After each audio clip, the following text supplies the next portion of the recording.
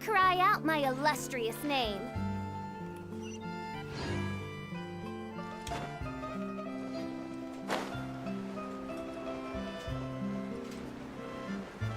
Hey, isn't that Charlotte? We're always running into her. What's she doing this time? Oh, looks like street interviews.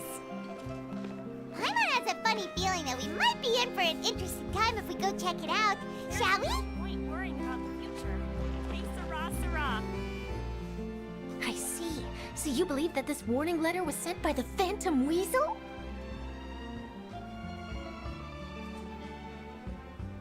Absolutely. I've said it before and I'll say it again. The Phantom Weasel never acts as you expect. He must have faked his own death 10 years ago using a body double.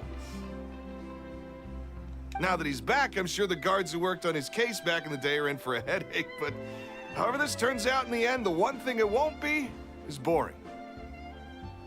Couldn't agree more. As a journalist, I'm gonna get a lot of mileage out of this one. Thank you, sir, for your time. Now, whom should I interview next? Huh? Hey! What a coincidence! Fancy meeting you here. Perfect timing. So, the Phantom Weasel's latest warning letter. What are your thoughts? Yeah, this is the first time we're hearing of this one. Could you clue us in? Huh? Oh, sorry. Yes, this case is from a decade ago. I guess you wouldn't know about it. Well, not to worry. You're in good hands because I'm a professional. The story goes like this. 10 or so years ago, a phantom thief became active in the court of Fontaine. Known only as the Weasel. Nobody knew his true identity, and the authorities never managed to catch him. Wow, cool! He sounds like one of those mysterious night burglars that you read about in novels. Precisely. Well, except the part where they actually have a good reputation. Our Weasel targeted whatever people held dear, and no one was safe from his predations. He would just as soon steal a necklace from a rich merchant's safe as he would a toy doll given to a commoner child for their birthday.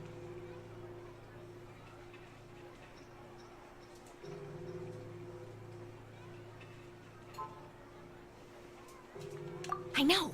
The phantom thieves you read about in novels rob the rich to pay the poor, but this guy did not discriminate. Unsurprisingly, this didn't work wonders for his public reputation. Every man and his dog wanted to see him behind bars. Yeesh. So, did they catch him? Not exactly. There's a good chance that the Weasel would still be at large to this day if it hadn't been for an accident 10 years ago. A magician named Caesar fell to his death in a botched high-altitude escape performance. When the police went through his personal effects, they found a hoard of stolen loot and gadgets used for criminal activities. And that was how the Phantom Weasel's identity was revealed to all. Sure enough, thefts in Fontaine went down after Caesar's death. But today, 10 years on, the notorious thief has once again issued one of his warning letters and pasted it on the gate of the Opera Epiclese for all to see. I had to squeeze through the crowd this morning to get a photo as soon as I heard. Here, it's this one. So, this is the warning letter, huh? Let's see what he wrote. 3 days from now, when evening falls, I shall take from you that which you hold most dear at the Opera House, just as you did to me 10 years ago. This is, without a doubt, a clear declaration of criminal intent. After years of laying low, the Phantom Weasel is back with a vengeance. What once seemed like an open and shut case has been blown wide open again. But why has he reemerged now? And what does he want? I sense an epic scoop, and I'm going for it. Uh-oh.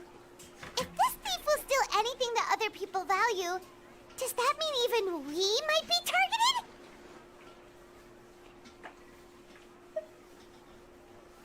Aww. But Paimon doesn't want to get kidnapped. Well, he'd have to go through you first. You would stop him, right? Okay, the people have spoken. It's clear that the public are very concerned about the Phantom Weasel's reappearance. Let's see, I've got a photo of the letter, my interview notes, Yep, that should be enough to form the skeleton of my article. It does feel like something is missing, though. Something exclusive. Who should I interview next? I need someone with a more concrete connection to the weasel. Is that who I think it is? It's when you let little things get to you, you realize. Lenny! What's my got to you, sir? The way you can Magic, stop ironing so magician, aggressively. Caesar, the Phantom Weasel. That's it. Let's go interview Lenny. Because I realize I was let me get to you. Oh, You see, the original Phantom Thief Caesar was a magician too. And what do Phantom Thieves and magicians have in common? They both have an air of mystery about them. Perhaps there's a connection there. Yep. Are you serious? What sort of a deduction is that? Oh, relax. My journalistic instinct tells me that an exclusive news story is beckoning. Let's go. No time for delay.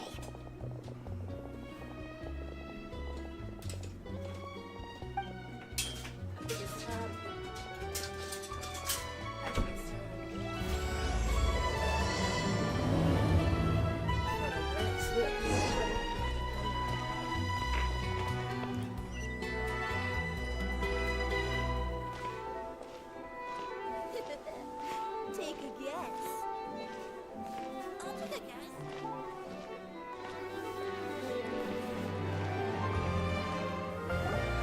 Wow, Mr. Magician! How did you know which card I picked? Oh, it's simple. Come closer and I'll let you in on my secret. Magicians have a special skill called telepathy, which means we can read other people's minds. Really? Then, what am I thinking now? Well, first you need to relax, because I can see that you're clenching your fist in your mind, as if to say, no, I mustn't let him guess it. Aww. And now you're getting a little flustered. You're trying to find a way to empty your mind, to think of nothing at all. But the more you try to hide a secret, the easier it'll come out. You snuck out from home today, didn't you? You told your family a little lie so you could come out and play. Now, that's not a good habit. You can tell? Oh boy, you really can read my mind. Of course. Oh, and that's the end of my performance. You should really be heading home. Remember to apologize to your family, all right? They must be worried about you. All right, got it. Bye, Mr. Magician.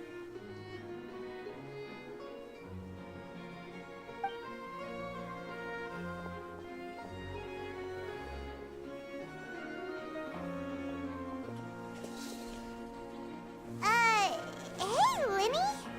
Why, hello. We meet again. Are you looking for me? What's the situation? Well, why don't you guess, Mr. Telepathic? Oh, please. You didn't believe that spiel, did you? The power of telepathy is quite beyond me. I'm sure that child would beg to differ. Seemed like you were right on the money. That was nothing more than a little trickery. I made an educated guess based on his micro-expressions.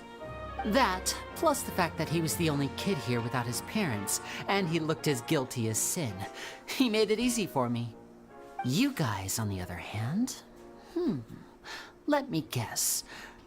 Don't tell me you're here for the Phantom Weasel, are you? Wow, got it in one! Is this more of your trickery at work? Wait, really? No trickery this time.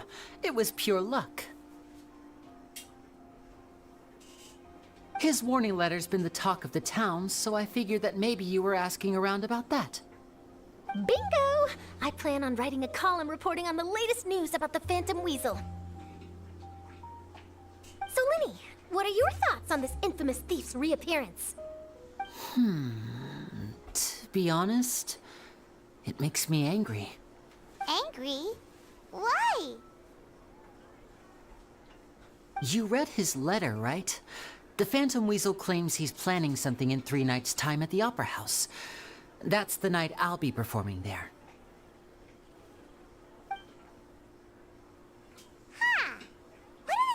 glasses.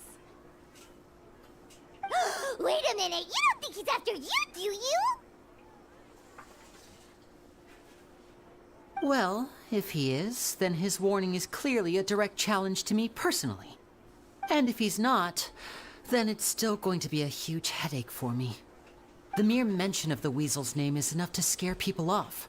So once the contents of that letter get out, barely anyone will be showing up to watch my show. But I've been preparing for this for a long time. I'm not about to let him ruin my big day. This leaves me with only one choice. I have to expose the Phantom Weasel's identity before the show begins. Really? So what you're saying is, we might get to see a live duel between a famous magician and an infamous thief? Wow, this has exclusive written all over it. To be honest, I'm not sure if I'll emerge the victor. The Phantom Weasel is a notorious crook, infamous for his inscrutable methods. You're being far too modest, Linny. I think your magic tricks are even more inscrutable than those of a thief. Thanks for the compliment, though I have to say, I don't care much for the comparison. A lot of people liken magicians to thieves because we both have the ability to make things disappear without the person noticing. But there's an important difference that these people overlook. Allow me to demonstrate with a quick magic trick. Here, I have a flower, just an ordinary flower that was picked not long ago. Watch it carefully now. 3, 2, 1. So now what you got today? It's gone! That's the question. Where did it go? I'll call you as soon as I find it. Therein lies the difference between us. Thieves make precious things disappear, but only magicians make them reappear. If I could now invite you all to check your clothes, there might be a surprise in there somewhere.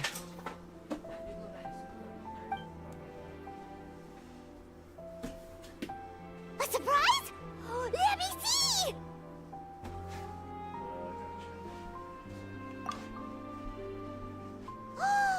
It's right there! But how? You haven't moved this whole time! What an outstanding trick! Sorry, Linny, it seems that my previous praise was woefully inadequate. Clearly, magic is the superior art form to theft. Don't worry, I didn't take offense. I just wanted to take the opportunity to perhaps change some of the preconceived notions you might have about magicians. Since Caesar's death, a lot of people associate magicians with criminality. It can be quite frustrating. I can imagine. Coming back to your trick just now, might I presume that you are well versed in floral symbolism? For example, magicians often use rainbow roses in their flower-related performances to represent passion and romantic encounters. But you used a Lumidu spell, which, if I'm not mistaken, allude to separations. I'm curious to know if there was any deeper meaning behind this choice? Impressive knowledge. It's no wonder you're such a successful journalist. But I'm afraid I don't know the first thing about floral symbolism. I'm just in the habit of using Lumidu spells in my magic. It sounds like something I should look into, though. I'll buy myself a copy of Fontaine's Floral Language Facts when I have some time. But it'll have to wait until this Phantom Weasel business is behind us. Well noted. In that case, this brings us to the end of our interview. I, for one, am looking forward to the final showdown between you and the thief. Please feel free to get in touch to update me on any further developments. Otherwise, I will of course see you at your show in 3 days' time. But let's hope the Phantom Weasel is caught by then. If there's nothing else, I'll be off. You've given me lots to work with here, and I've got no time to lose if I want to write that exclusive piece. I'll see you all later.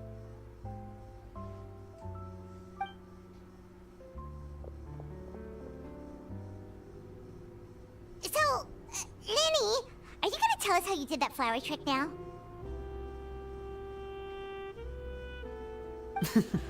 I'm afraid that's my little secret. Aww. Well, magicians are entitled to their secrets.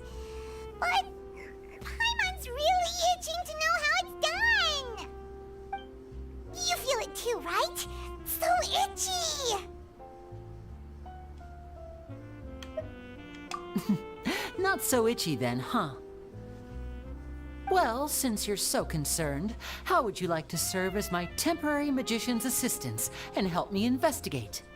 Magician's assistants? Oh, that sounds fun! Assistants are technically magicians too! Also, it'll bring us one step closer to figuring out how that darn trick is done! Shall we go for it?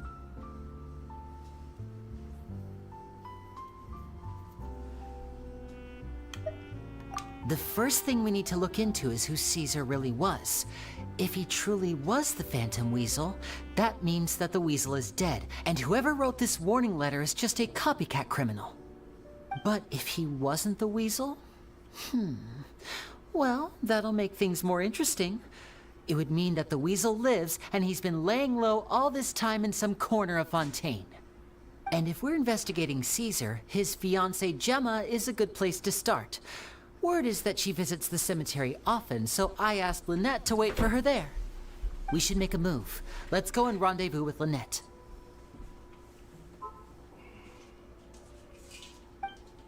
No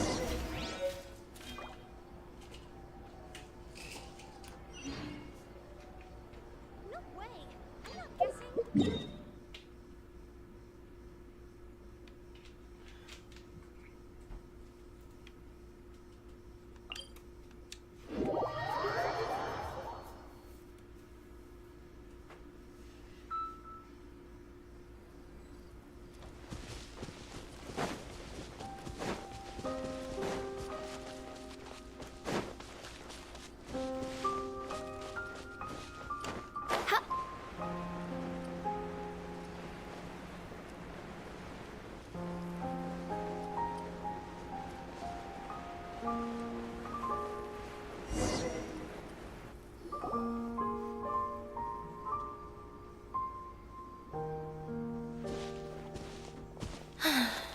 You took your time.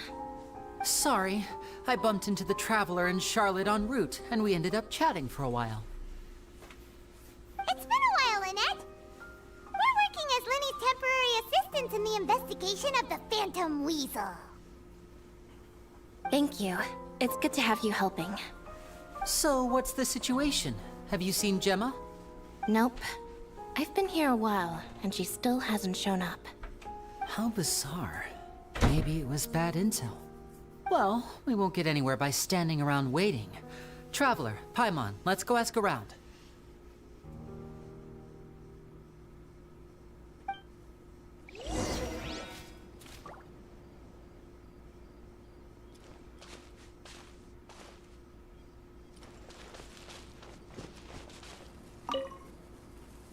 Excuse me, good sir. Do you by any chance know a Gemma? Gemma? You mean Caesar's fiance? Sure I do. What's this about? I'm just trying to get a hold of her because I need her help with something. I heard she comes here a lot. Yeah, she does. Poor thing. It's no secret why either. She's heartsick. Ever since Caesar passed away, she's been coming here once every week to clean his grave. Often she just sits there in front of his headstone, lost in thought. Sometimes she talks to herself. I asked her what she was doing once. She said she wanted to speak to him again. She knows he's gone and can't hear her from the grave, but she just likes to spend time there, telling her fiancé all about how her life is going. And she's been doing this ever since Caesar passed away? Oh, so 10 years. Wow. Their love must have been really strong. I'll bet. Caesar's reputation fell apart after his identity was revealed, so no one else visits his grave. Gemma's the only one who still thinks about him after all these years. I don't know if the mind lives on in the waters after death, but if it does, I'm sure Caesar must be grateful to have someone who remembers him fondly. If I'm honest, I think this is all so unfair to poor Gemma. Her fiancé was a low-life crook. He doesn't deserve someone like her. Anyway, all of that said, she's running later than usual today. Normally, she'd be sitting in front of his grave by now. I wonder if she's okay. Well, that's everything I know, I'm afraid. You might have more luck asking some other people. All right, well, thanks for sharing all of this with us. We'll keep asking around. You're welcome. I just hope she'll be able to move on one day.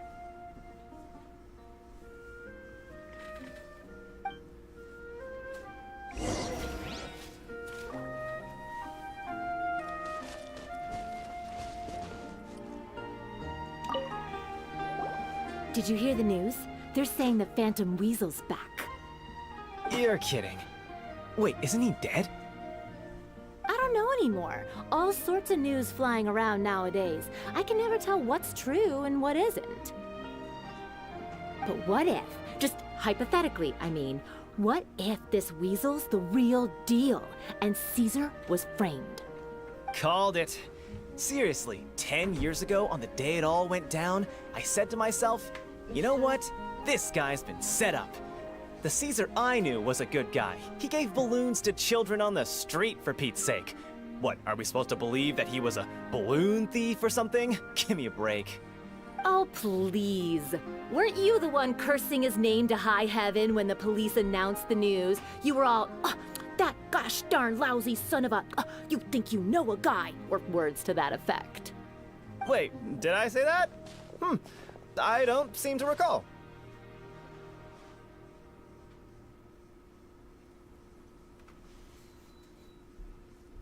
Hello there. Sorry for disturbing you, but I couldn't help but notice you were discussing the Phantom Weasel. We're actually quite interested in this topic as well, but we're struggling to get to the bottom of it. Do you think you could spare a moment to tell us a little bit about Caesar? You've come to the right people. Yep, I was there. Back when Caesar used to perform magic tricks on the street. He was a great magician. The best trick I ever saw him do was pop a transparent balloon, only for a whole bunch of doves to fly out from the inside. Bye, person. I was right up close and didn't blink or look away once. But for the life of me, I still don't have the faintest clue how he pulled it off. Really incredible stuff. I saw him perform too. He always used to bring some gifts along for the kids who came to watch his show, and he'd hand them out after he was done. Sometimes, he even got the kids to write their wishes down, and then he'd make the items on the wish list appear in his next show. Huh. He doesn't sound like such a bad guy. But after he died, there were also rumors that he used the wish list to find out what was precious to people, with the intent to steal it later. As I'm sure you know, the Phantom Weasel would steal just about anything from anyone. Whatever the case, now that the Weasel is back, Caesar's become a hot topic once more. I bet Gemma must be pleased. If Caesar's name gets cleared, maybe it'll finally give her some solace after all this time. No, speak of the devil. That's her over there. If you've got any more questions about Caesar, she's definitely the one to ask.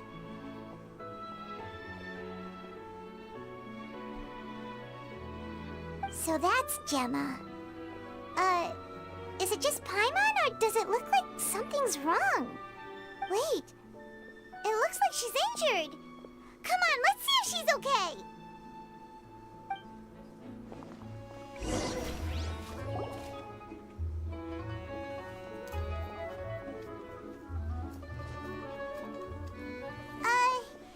Hi there. You're Gemma, right?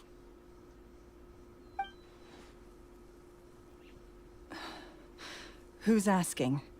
Don't be afraid, we mean no harm.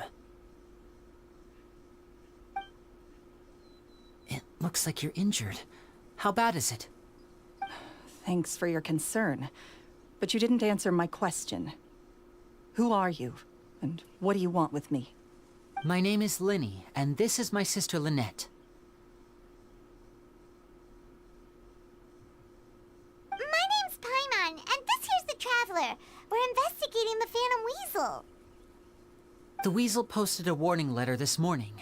If he still lives, that means that Caesar was falsely accused. You knew Caesar better than anyone else. So if you're willing, we'd love to hear what you think about all this.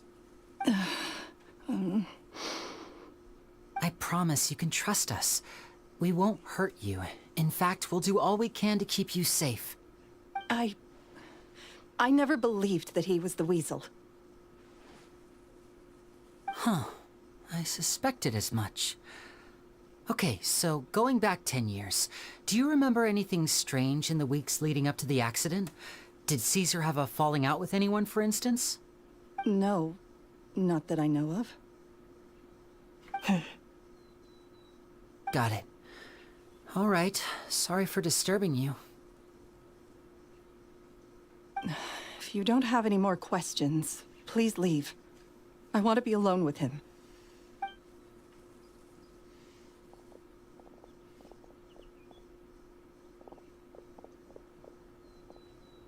Judging by the look on her face, there's definitely something fishy about her.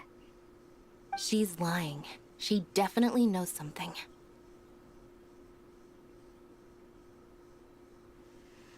That's fair. We're just a bunch of strangers who showed up and started questioning her about things that happened a whole decade ago. It makes sense that she'd be wary around us. In any case, I doubt we'll get any further here, so let's call it a day. Meet me outside Hotel de Boer tomorrow, and then we'll start the next step of our plan.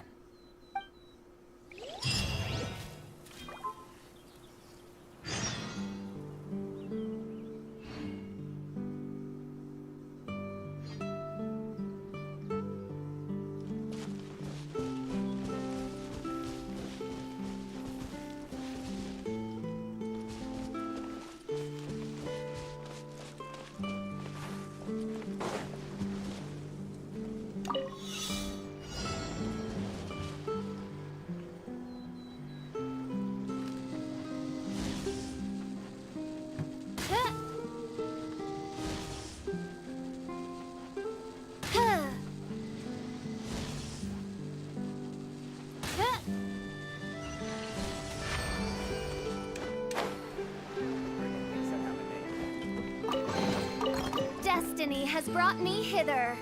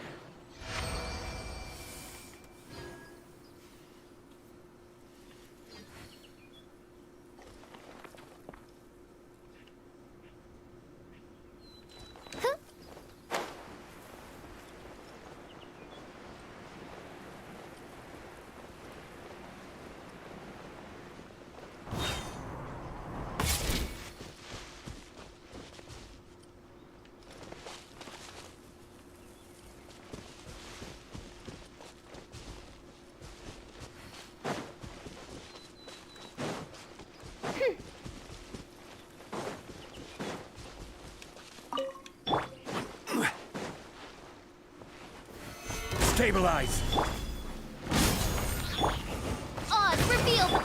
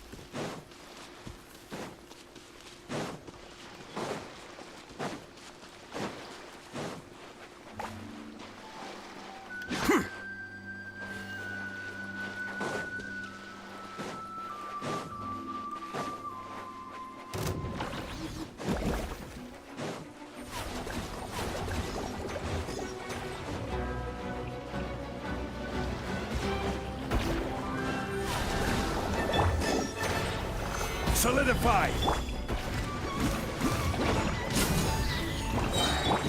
By royal decree! I got you covered! Flicker.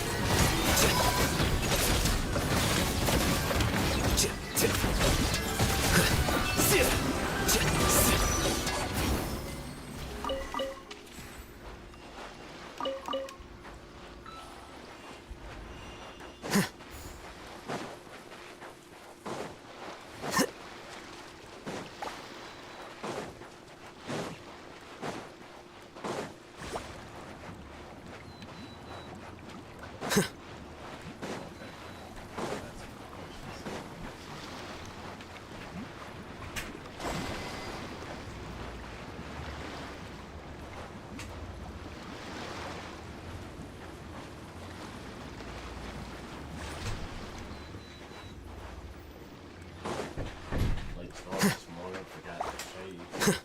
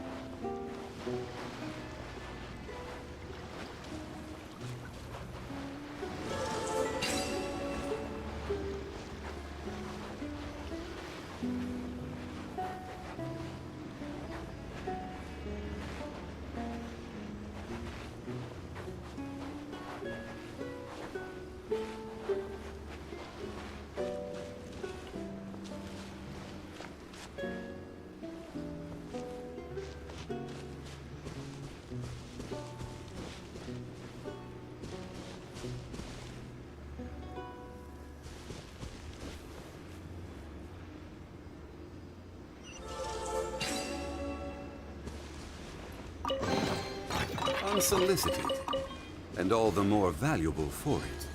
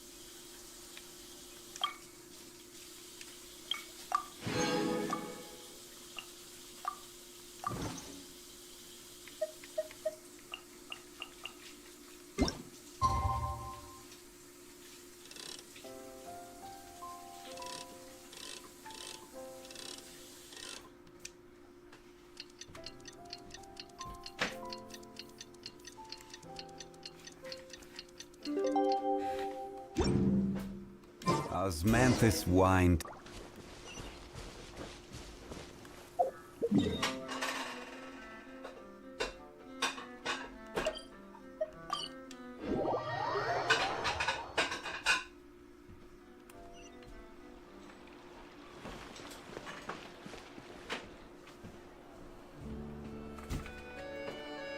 Over here.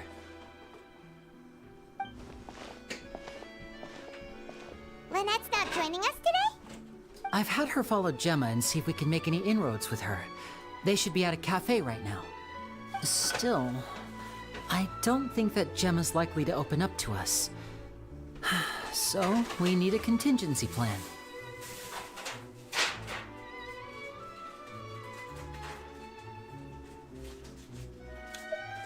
Today, we'll be looking into a guy named Lorenzo, Caesar's former pupil and assistant. When Caesar passed away, all the stolen goods discovered in his home were confiscated and returned to their rightful owners. But Lorenzo was the only one privy to all his magic secrets, and he inherited his craft. Before long, Lorenzo was the next big magician in town, his fame surpassing even that of his master, and it made him very wealthy. He's since left the magic scene, though, and these days, he's a wealthy businessman with his fingers in a lot of different pies. I had to pull a lot of strings, but I managed to get him to agree to a couple of drinks with me. Be warned, though, I hear he's got a hair-triggered temper. We'd best be careful.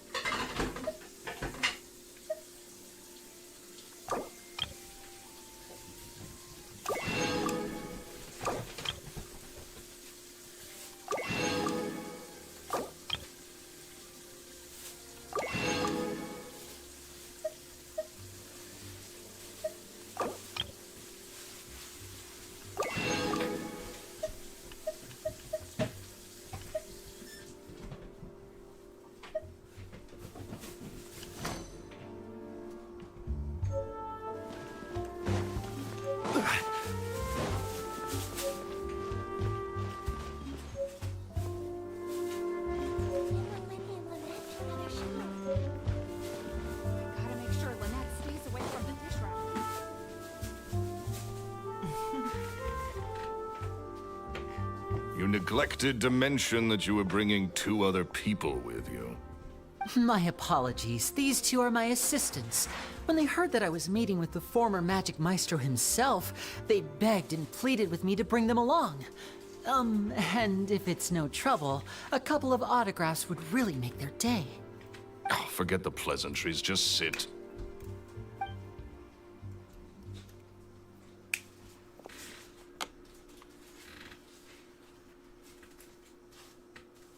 Get a load of this guy. Forget the pleasantries, he says, but he looks pretty happy about Lenny stroking his ego. I only agreed to meet since we're both magicians. Do me a favor and cut to the chase. I have more important things to do than drinking. Much obliged, sir. As it happens, the matter I want to address is also related to magic. Yesterday morning, a warning letter from the Phantom Weasel appeared on the entrance to the Opera House. He claims to be planning something for the same evening that I'm scheduled to do a magic show there. As such, I believe that I may well be his target. I have to get to the bottom of this to ensure that my show can go ahead as planned. Naturally, any investigation into the Weasel starts with a few questions about Caesar, who... What is there to investigate? Caesar was the Weasel, and he's been dead for 10 years. So what if some sick creep thought it'd be funny to write a warning letter? It changes nothing. Are you trying to tell me you actually bought it? Please, sir, no need to get so worked up. I do concede that a copycat is but one possibility. Possibility? It's a fact, Lenny. Look, my patience is limited, so listen carefully while I'm still willing to put up with you. The Weasel is dead. Period. Everyone knows that, so do yourself a favor and quit this investigation. It'll lead you nowhere. Look, if this affects your magic show in any way, I will personally compensate you for any losses. Oh, sir, I'm honored, really. But this isn't about finances for me. My pride as a magician is what's at stake here, Lorenzo. Copycat or not, this person has thrown me the gauntlet, and I must meet their challenge head on. Your pride? Don't mince words with me, boy. Just tell me, what exactly are you seeking to do? I want to find out the Phantom Weasel's true identity.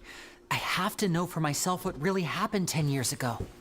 What would that accomplish? And what do the events of 10 years ago have to do with you, anyway?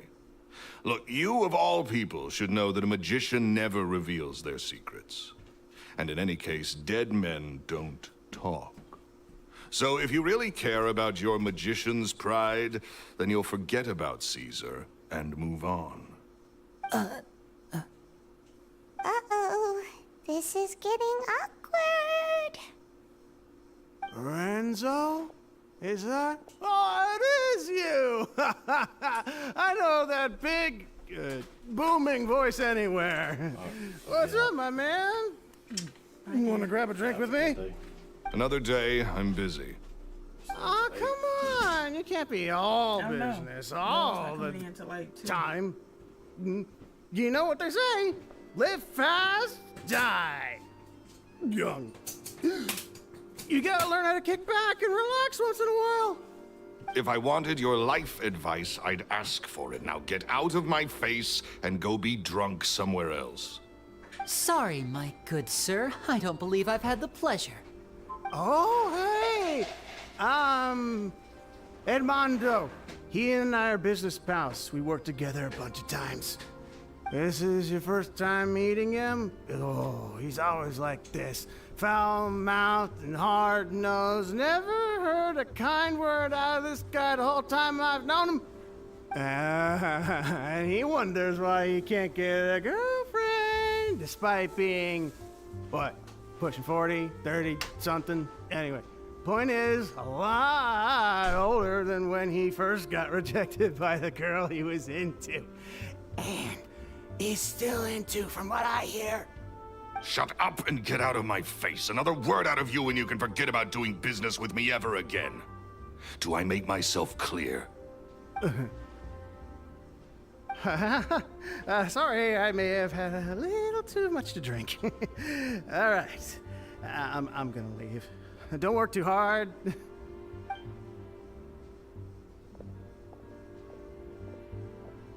I think it's high time I made a move as well.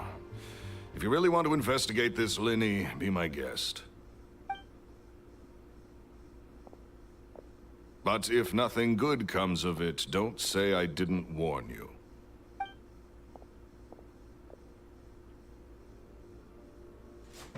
Well, that fell to pieces in a rather spectacular fashion. Any thoughts? Totally. And what was all that about compensating you for your losses? Why would someone you just met make an offer like that? He's gotta be hiding something. And not like Gemma. She was a little suspicious, but this guy's definitely covering something up. I think so too. We need to look into Lorenzo more closely. That guy Edmondo seems to know a thing or two about him. He only just left. Let's see if we can catch up with him.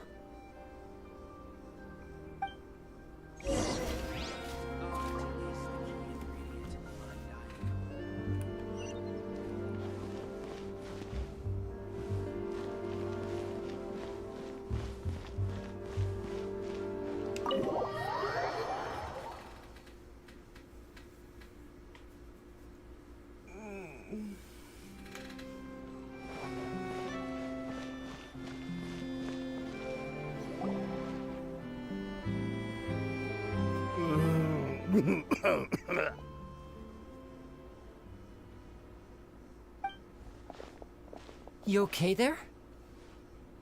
Who are you? Oh, it's you guys. Don't worry about me. I must have had one too many. I just need to ride it out. I said way too much back there, didn't I? Yeah, I nearly talked myself into complete financial ruin. Note to self, no more drunken chats when Lorenzo's around.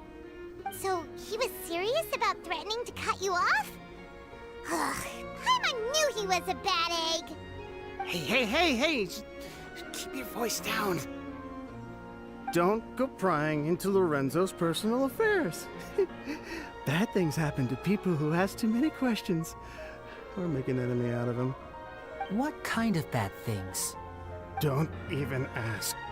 I'm sorry. I'm gonna have to cut this conversation short. I'm not crossing that line again.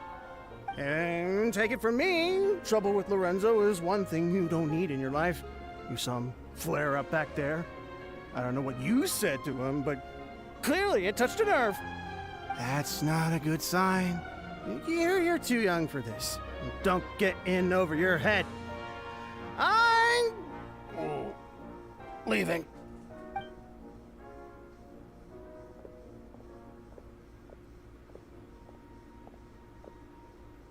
And there he goes.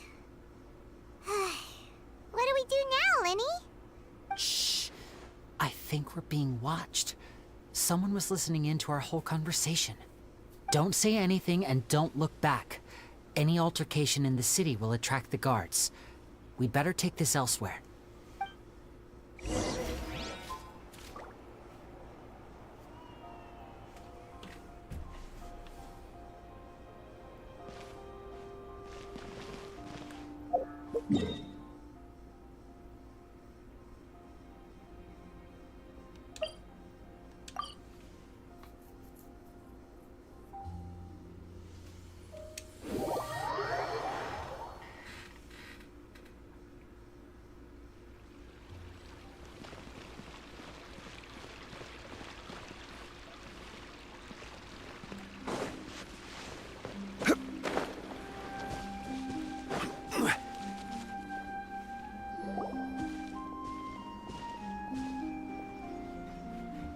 You followed us a long way.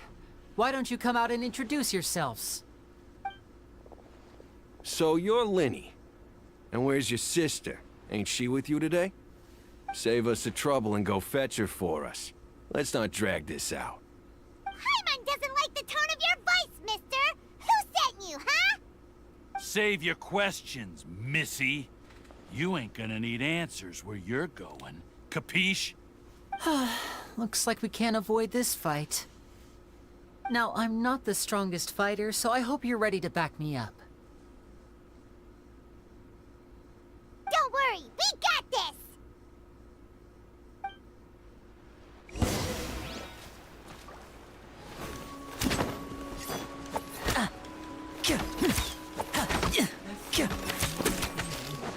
And voila!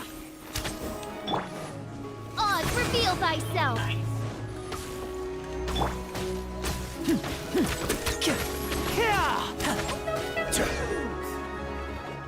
Curses. They're tougher than we thought. Vision wielders are always trouble. Intimidation ain't gonna work like it did on the lady. Come on, let's scram! Hey, wise guys! We ain't through with you yet! Oh, they got away! Did you catch what they said just before they left? Something about intimidating someone else. Sounds like they just wanted to rough us up as a scare tactic, and they've already done it to someone else, but who? You're right. She was injured when we saw her yesterday, and she acted like she had something to hide. Maybe she was too scared to tell us the truth because those guys had threatened her. Well, if that's the case, she should be more willing to open up to us once she learns that those thugs won't be bothering her anymore. Let's head back to the cafe and see if we can get any information from her.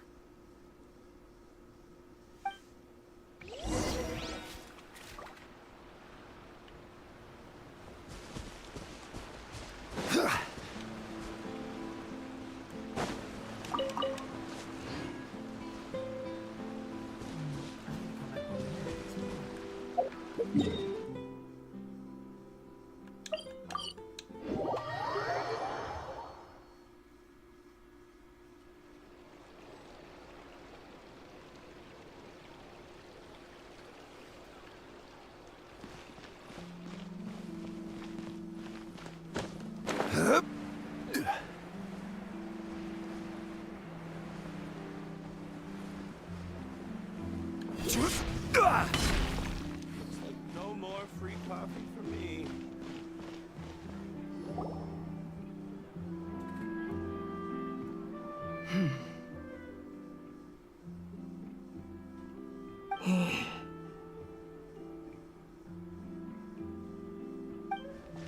Gemma? You again. What is it this time? We just ran into the men who've been threatening you, and we gave them a taste of their own medicine. So, you can relax now. We're here to protect you. What? Why? I didn't tell you anything. Why would they come after you? Sounds like they're no strangers to you.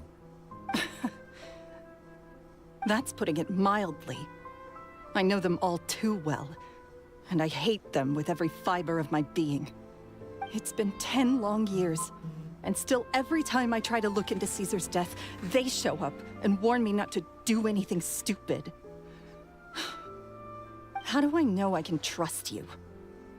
Do you really think you can get to the bottom of it all? And why are you doing this? I'm afraid I can't reveal all the details just yet, but I can promise you this. I will expose the Phantom Weasel's true identity. Because you see, this is a personal matter of the utmost importance. I give you my word. Trust me. Okay. How can I help you? I've heard that Caesar used to have a magic workshop where he kept a lot of his personal effects. If possible, I'd like to take a look at them. Do you know where it is? The Fleuve Sonde. But the place was sealed up by the police after his death, and no one's been there since. I also know that the Fleuve Sonde is dangerous territory. Lots of hostile groups lurking around. If you're serious about going there, please be careful. Understood. Lynette, you stay here and take care of Gemma. Don't let her come to harm. Got it. But if I'm staying here, I'm ordering dessert.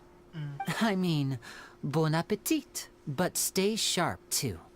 They're likely to come for you while I'm away. Okay. Alright. Power saving mode off. I'll start taking this more seriously now. I swear. Somebody tell me something.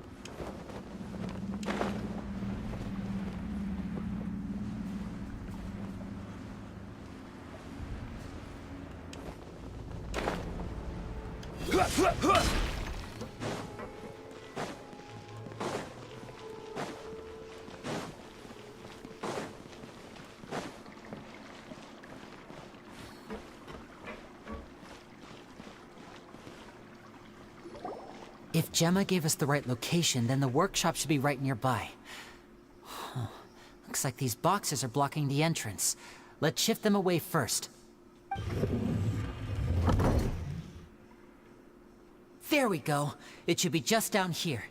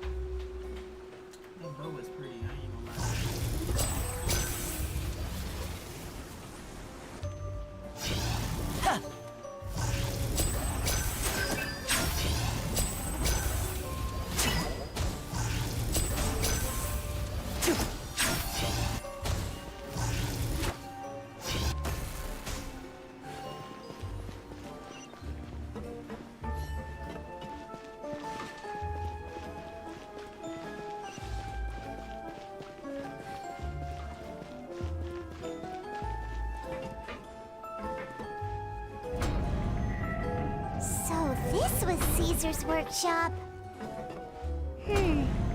Nothing suspicious here, just normal magic props.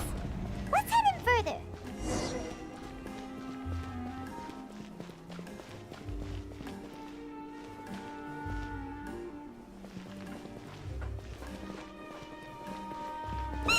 What was that? Oh, is this one of Caesar's gadgets? Guess we must have triggered some sort of device.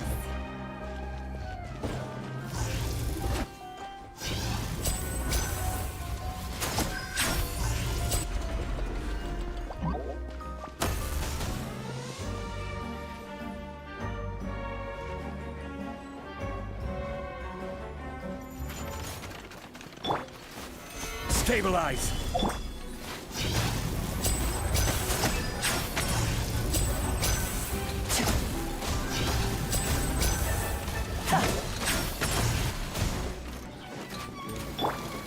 Shadow Raven, let night fall! Check this out! Diffract!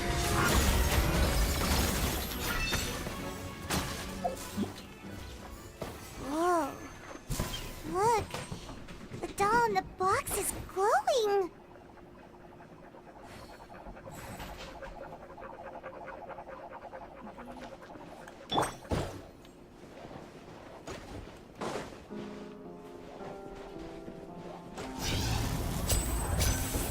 There's something written on the card on this doll. Let's take a closer look.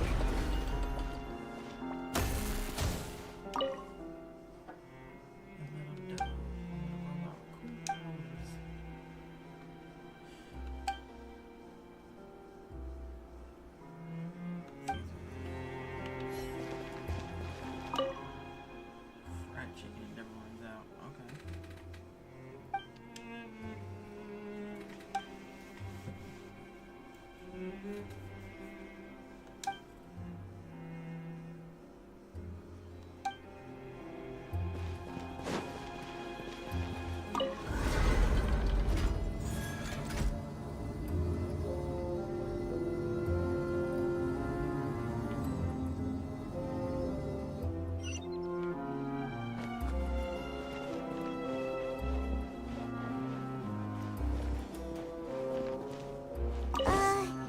These magic boxes are moving.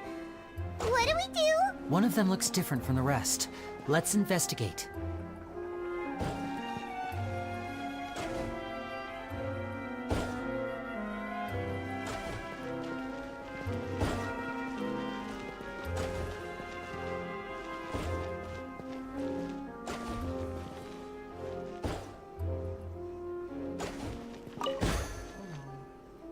That one right there.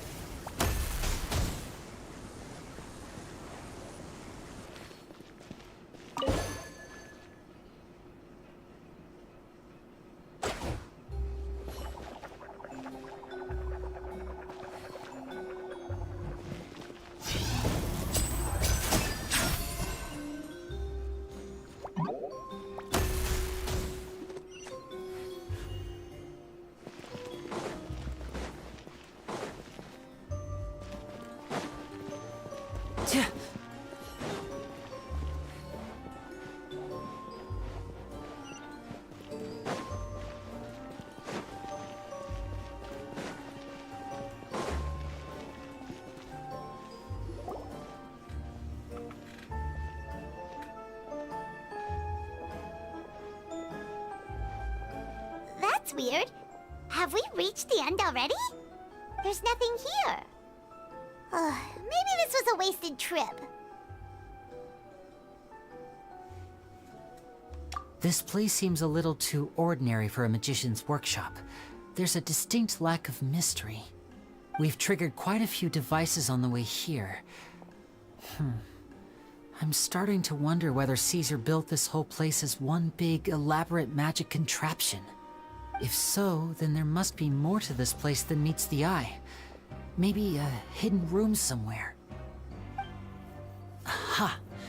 If I just move this book, then hopefully... And... presto! A secret passageway! How did you know? I'm a magician too, and apparently great minds really do think alike. Looks pretty big inside. Let's head in and take a look around.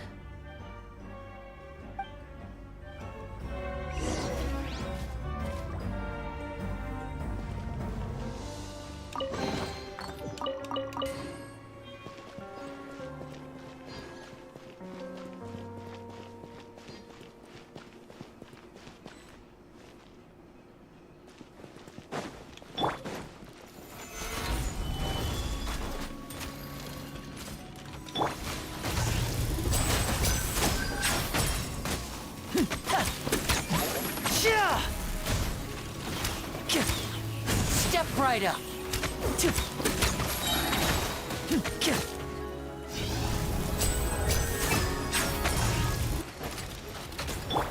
By royal decree!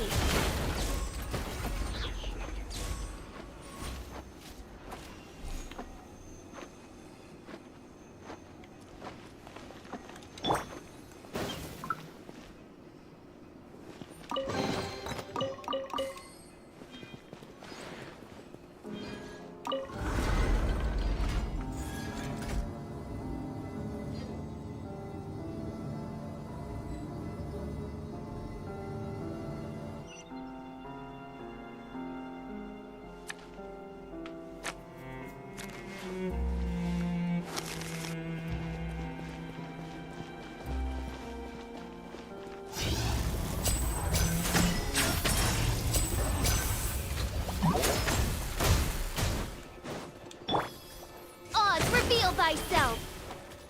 Huh, huh.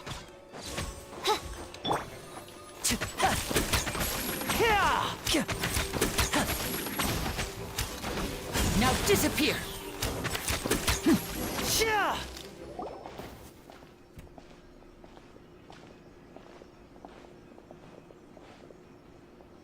Why have you stopped, Lenny? Is there some device in that box? Huh. It just looks familiar somehow. Let me check this out for a second while you guys go on ahead. If anyone makes a major discovery, let's rendezvous here. All right, see you in a bit.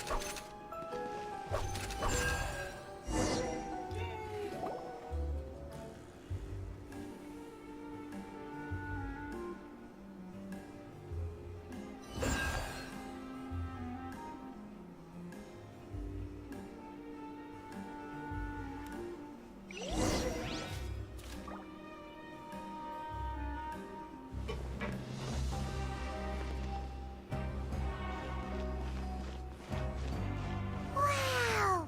There's a hidden room here! Let's see! Oh, this bookcase is full of Caesar's own notes! He wrote a lot about the principles of magic. Whew. Much too advanced for Paimon. Hey, look! Is that Caesar's diary on the table? This book's thick as a brick! Let's take a peek inside it, shall we?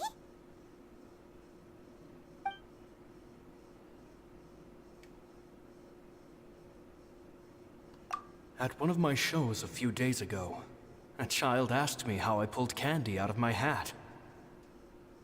As a joke, I told the kid that the hat has a built-in wish-granting machine. Next thing I know, today a whole bunch of kids were pestering me to pull all sorts of things out of the hat. So I told them another white lie. The machine needs time to power up, but in the meantime, you can write your wishes down. Well, they took me up on that offer, enthusiastically. As I write this, I've only just got back from running around all over town, buying the things they wanted. Boy, are my legs sore. I wound up saving very little this month, but that's not a major issue.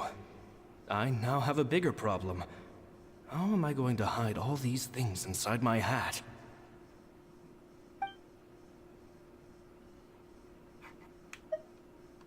Two children came to talk to me after today's show.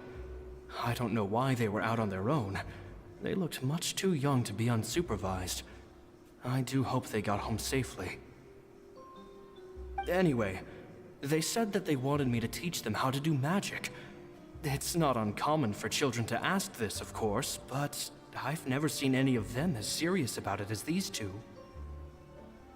I told them that learning magic is very hard work, but that didn't faze them at all. It's like they already knew. They seemed so committed. I couldn't turn them down.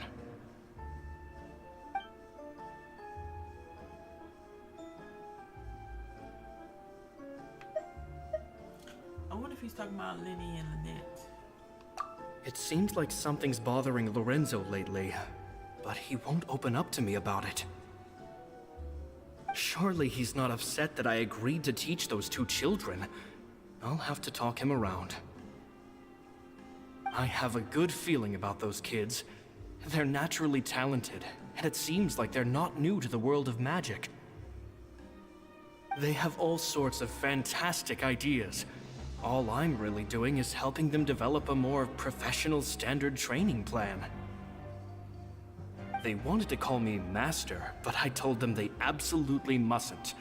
Any magician worth their salt could have taught them what I have. They're the geniuses here. Compared to them, I don't deserve to be called any sort of master. With time, I have no doubt that they could become far greater magicians than I. My only concern is why they're so mature for their age. I fear they've had to grow up too fast. I don't dare to imagine what they must have been through. Gemma thinks so too. She doesn't like being around them. Says that their eyes are too piercing. They don't bother me, but then again, I've never been the sharpest tool in the shed.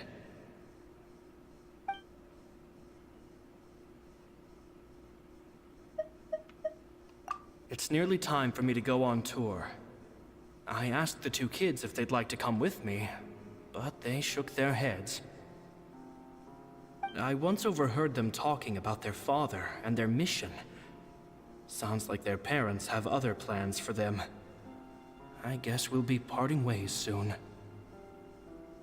It's only been 10 days since I first met them, but I think that I've gotten a feel for their personalities now. They're very tough, but also very cautious, and they trust no one but each other. This, I fear, is not a good habit to have. They hide things from me too. For example, when I asked them where they live and why they wanted to learn magic, they lied. That's the thing about children. Whenever they're trying to cover something up, it always shows somehow.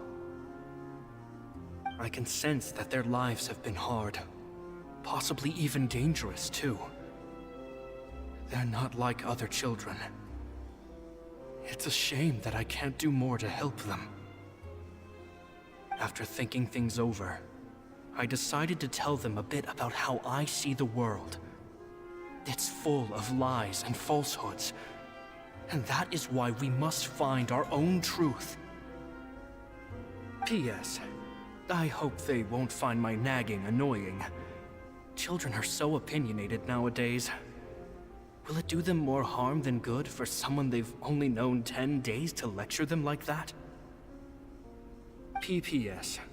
Maybe I'm overthinking this. Children aren't interested in grand philosophies. It probably just went in one ear and out the other. I bet they've already forgotten every word I said. Oh, Caesar, Caesar. Just mind your own business next time.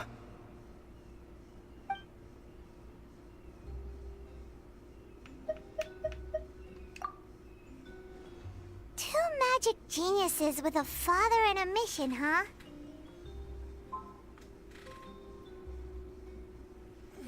Sounds a lot like he was writing about Lyney and Lynette, don't you think? Yep.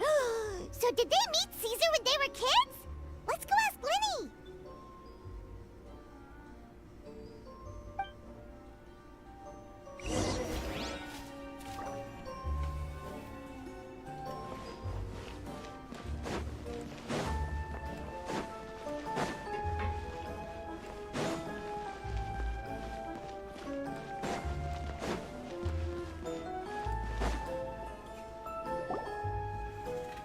Lyney? Shh, hold that thought. As I expected, there's a lot of fishy things going on in this place. Fishy? Uh-oh, what have you found? All in good time. Before we go over our new leads, I want to tell you how a high-altitude escape is performed. First, the magician slots themselves into a magic box in full view of the audience. The box is then suspended high in the air, and a short while later, the base automatically opens. At this point, a dummy will fall out of the box, but it looks real enough to grab the audience's attention, and they start wailing and screaming. Meanwhile, the real magician, who has by now blended into the crowd, waits for a good moment to make their appearance and put on a hysterical performance. Oh no! Is that me? Did I just fall to my death? Very vivid description. Paimon can really picture it. And then what? The audience's gaze then turns to the magician, and by the time they realize what's happened, the dummy has vanished, as if everything that just happened was some sort of shared illusion. Of course, that's just how I think the process should work, theoretically speaking. The inventor of this trick never performed it successfully. When the box opened, Caesar was the one who fell out, and not the dummy. He fell right to the ground from the highest point of the Opera House. No one could hope to survive that fall. Not without a vision, at least. And no one else has ever attempted this trick since. My understanding of how it works is just based on what I could gather from his notes and the relevant gadgets here in his workshop. So Caesar's famous high-altitude escape has never been done, huh? Paimon was about to say how cool it would have been to see it in person, but if it's that dangerous, it's probably for the best that no one else tries to do it. Wait a second. So if a dummy's supposed to drop out of the box, then where does the real magician go? How does he get out? Glad you asked. That brings us to the secret of said box. This box right here is the one that Caesar constructed himself to use in the performance, and it's not as simple as it looks. Inside, there's a device that only the magician himself would know about. Once the magician's inside and the box is lifted up into the air, the audience's view of the box is fixed at a certain angle. From where they're standing, they have a clear view of the front, sides, and bottom, but the back and the top are now no longer visible. At this point, the magician presses a button inside the box, opening a secret door out of view. He then escapes through this trap door onto the Opera House roof, waits for the dummy to fall and distract the audience, and quietly returns to ground level. That's way simpler than Paimon imagined. Even Paimon could probably do it. Well, there's a little more to it than that, of course. The hardest part of this trick is controlling the audience's mood and reactions. That takes an exceptional degree of showmanship. There's the falling dummy, the miraculous reappearance, the pompous performing. Maybe the magician would even have themselves tied up before it begins to strengthen the impression that there's no escape. Many days and nights of careful research and painstaking practice would have gone into this, all culminating in a performance just a few minutes long, but one that still manages to transform the shock and grief of a tragic accident to the joy and laughter of a mesmerizing magic trick. Caesar was a highly accomplished magician. But unfortunately, even he didn't manage to pull it off. So, how did it go so wrong? You said you found some fishy stuff here. Have you figured out what really happened? I can make a pretty good guess. I looked into the case files. The magic box Caesar was using at the time of his death had the secret button I mentioned positioned on the right-hand side. And sure enough, he always used his right hand as his dominant hand in public. Okay. Nothing suspicious there. But here's the strange thing. Most of the devices in this workshop have the mechanism on the left-hand side, including this box right here, which leads me to believe that Caesar was in fact left-handed. Because a magician can't afford to have their most basic habits stand out too much. People naturally focus their attention on the most important details of the task or situation at hand. But a magician needs to be able to redirect an audience's attention at will, so as to avoid arousing their suspicion. The essence of magic is getting people to believe a lie. If even the truth raises eyebrows, the falsehoods become all the more difficult to mask. And so, Caesar trained himself to use his right hand to align with his audience's expectations. Great magic always requires sacrifices. But in his most stressful and nerve-wracking moments, and when no one was watching, reflex would kick in and he'd use his left hand. That's why he set his gadgets with the mechanism on his left. Exactly. I think that's likely what happened. Caesar would have been under a lot of time pressure during the escape. He'd have had mere seconds to open the hidden compartment, retrieve the dummy, then open the secret door and make a swift escape. But I'm sure he was confident. He would have rehearsed countless times to the point where it was second nature. He'd barely need to think about what he was doing because muscle memory would guide him through. So he opened the compartment, took out the dummy, checked everything was in order, and then went to leave. With his left hand, he reached for the button, and suddenly, his heart skipped a beat. It wasn't there. Much like when you reach for your keys but find your pocket empty, his mind needed a moment to process what was going on. Instinctively, his left hand would keep feeling around for the missing button, maybe for another second or two, until the bottom of the box gave way. With the stakes being as high as they were, just a 2-second delay cost him everything. The authorities would find nothing suspicious and conclude that his death was due to his own error. When in reality, someone switched the boxes, and they did it to murder him. But how would they be able to make the switch without being noticed? That would be difficult to pull off, no? It would have to have been someone who knew that he was left-handed, and who could move his props around without arousing suspicion. Someone who was always by his side. Isn't that right, Lorenzo? You just couldn't let sleeping dogs lie, could you? There's not a lot of people who'd go to all this trouble for some magician who died 10 years ago. I didn't want to have to do this, you know. Silencing you the hard way just creates more problems for me to deal with. But I gave you your chance. I hoped you'd do what's good for you and back off like the lady, but you disappoint me. You mean Gemma? So you are the one who's been threatening her! Yes, although however stubborn she might be, she was never much of a liability. But you people, You never even knew him, but for some reason you just wouldn't drop it. Which is why you can't leave this place alive. Take them out, and make it quick. Do your worst!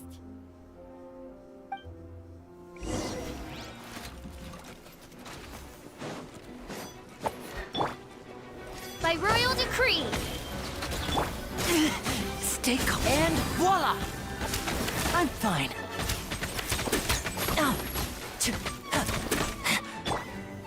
Solidify!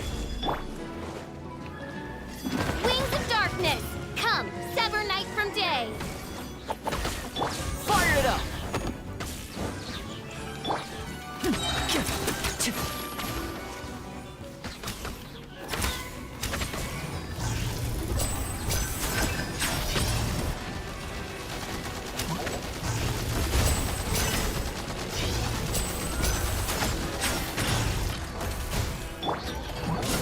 Supporting fire! Odd, reveal thyself!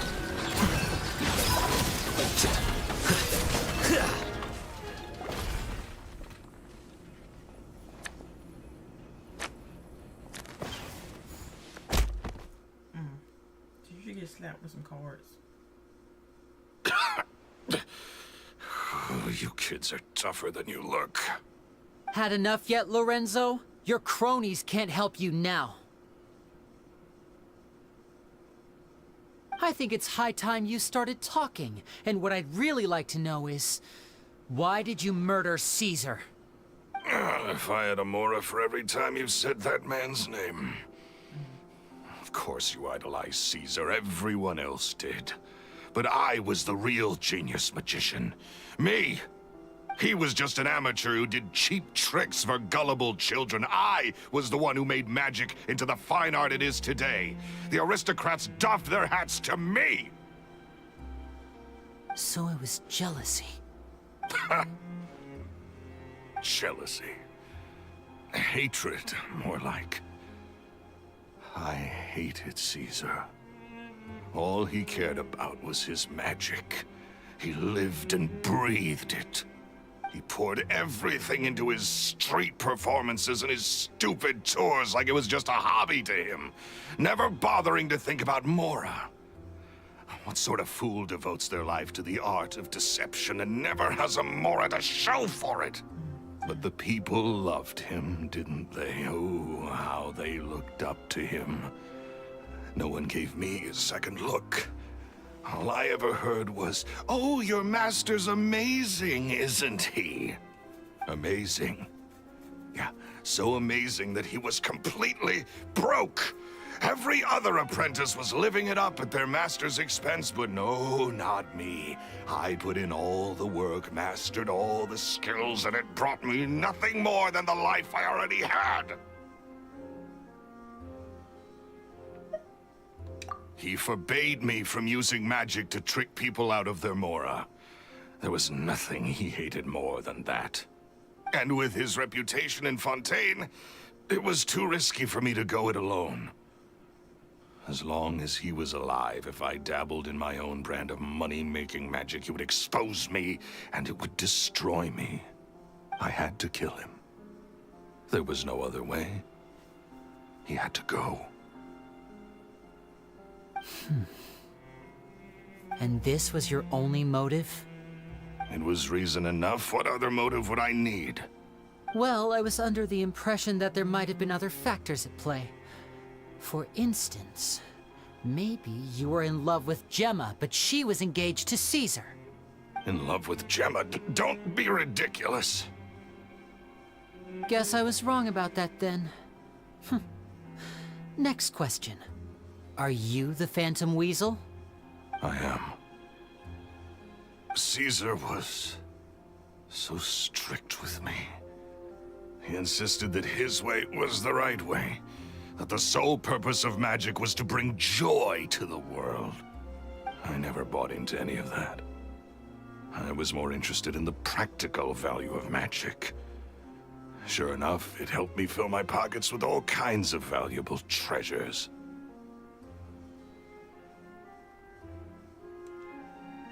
Oh, yeah! Charlotte told us that the weasel would steal whatever people valued, no matter how much it was worth. That's just how it looked from the outside.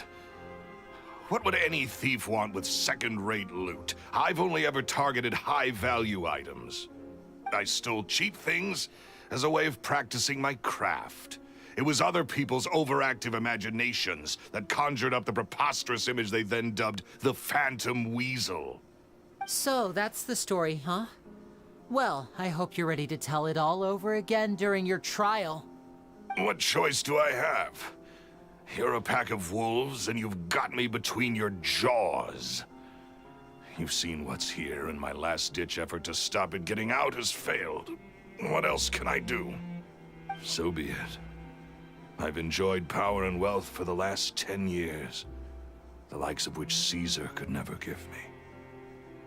I wouldn't choose for things to end this way, but I regret nothing.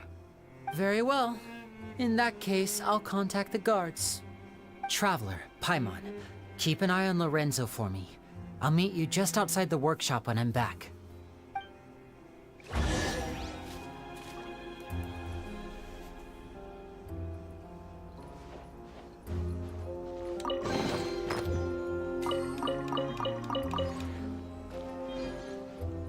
At least I can finally stop.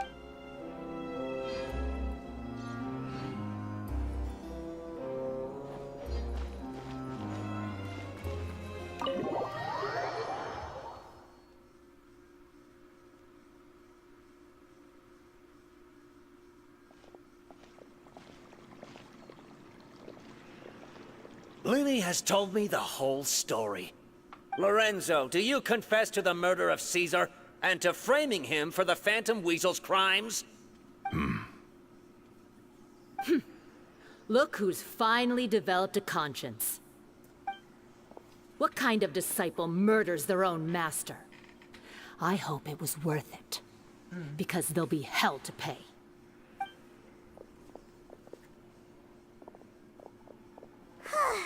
Looks like it's all over. What should we do next, Lenny? Should we start preparing for your show? Let me think. Let's rendezvous with Lynette and Gemma first. With Lorenzo in custody, Gemma will no longer have to fear for her safety.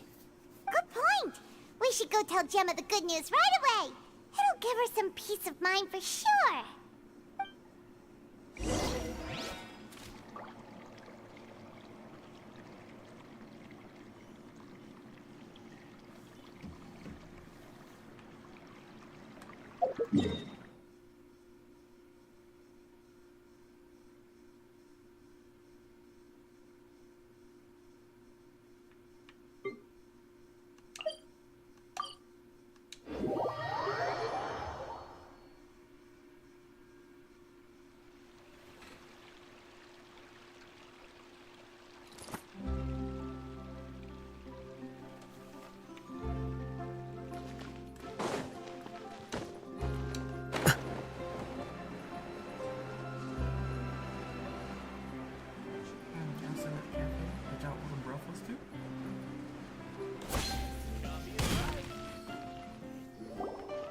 Ah, you're back.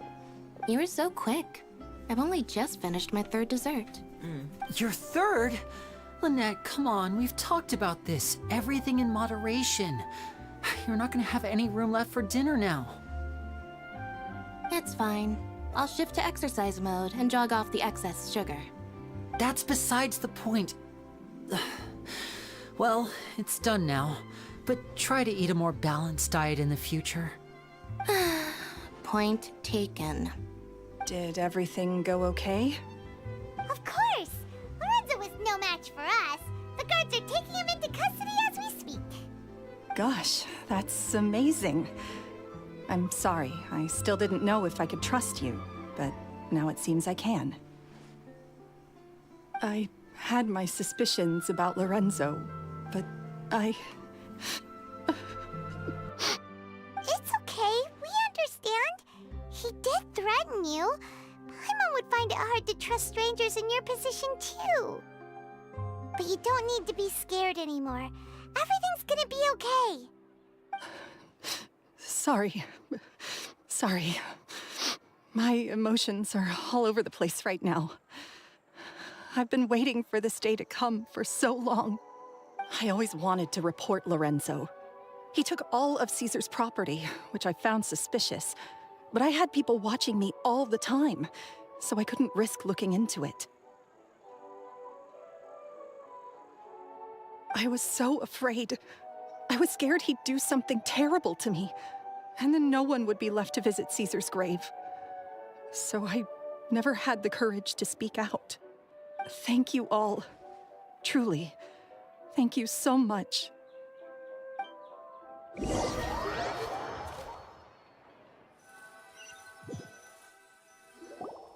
Thank you all for clearing Caesar's name. I never would have guessed that Lorenzo was the real Phantom Weasel. He never showed any signs that there were problems between him and Caesar in public. From the outside, it looked like they got along great.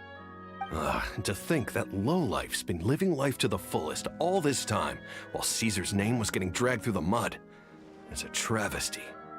At least his soul can finally rest in peace now, thanks to your efforts.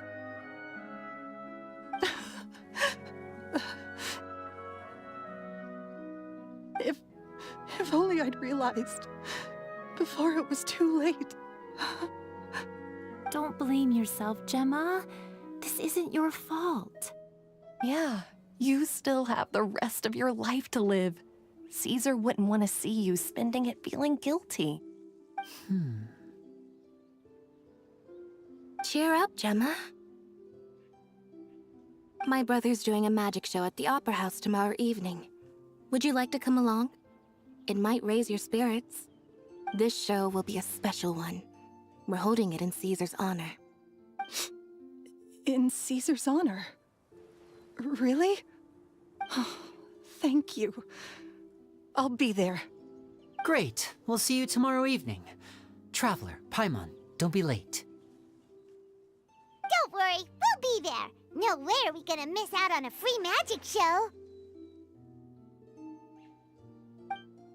Wait, Paimon feels like we're forgetting something. Oh yeah, Caesar's diary!